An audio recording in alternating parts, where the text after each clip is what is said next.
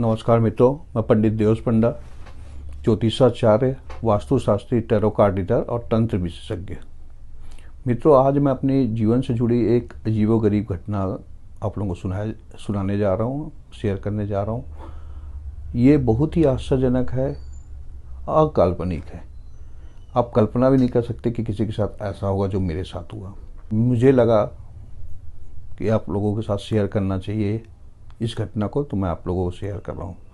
ये घटना मुझे बहुत ही आनंदित की, बहुत अंदर से मुझे प्रसन्न की, काफ़ी शांति दिलाई और काफ़ी रोमांचित भी थी। ये कुछ दिन पहले की बात है।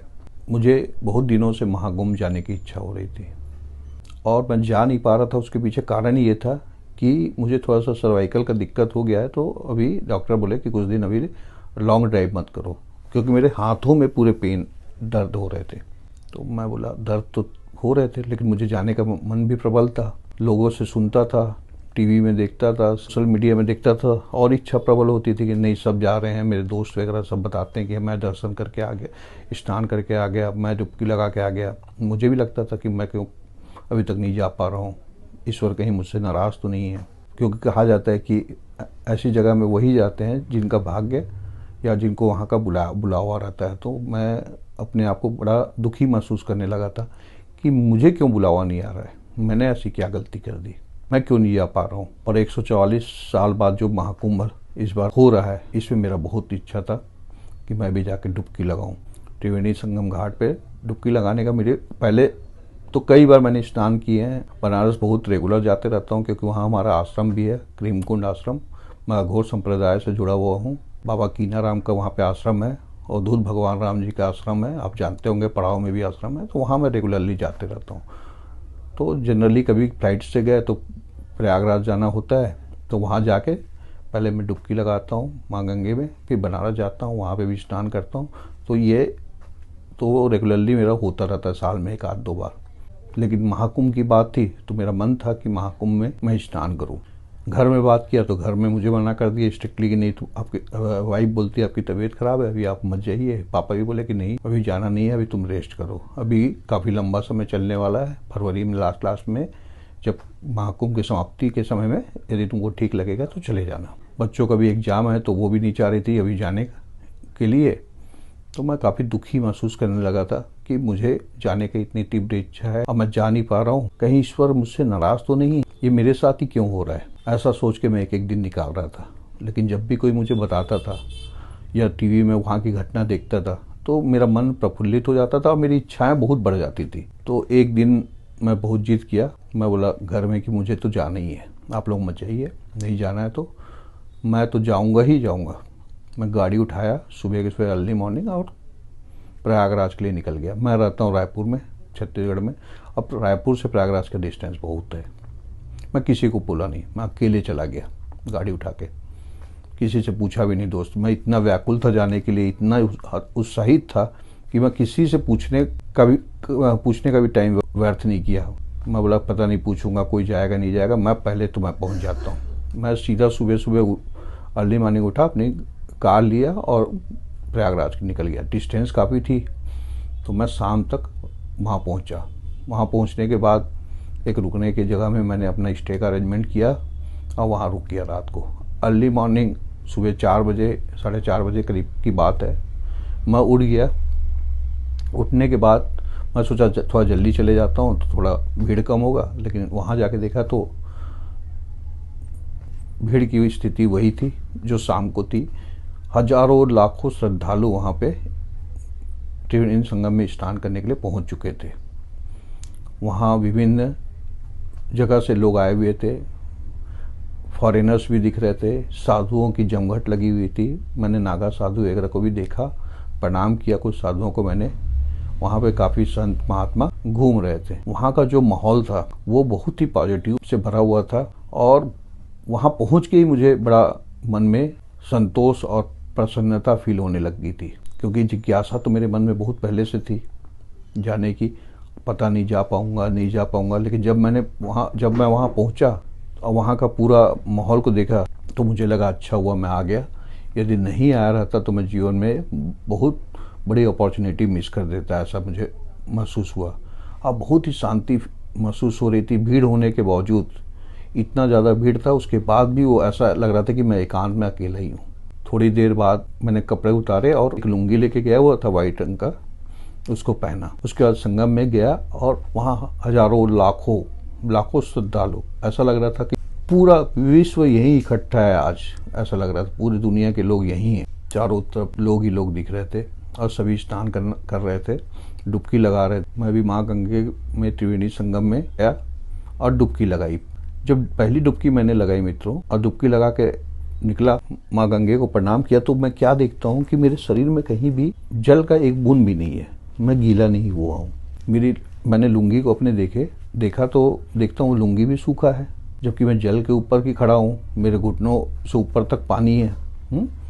उसके बाद भी गीला नहीं है। मेरे शरीर में मैं छू के देखा तो कहीं भी ऐसा लग रहा है जैसे बाहर खड़ा था वैसे ही अभी जल के अंदर खड़ा हूँ। और डुबकी लगाने के बाद भी मुझे शरीर में एक बूंद बाल को छू के देखा, बाल भी भीगे नहीं है। ये क्या हो रहा है? मैं आश्चर्यचकित हो गया।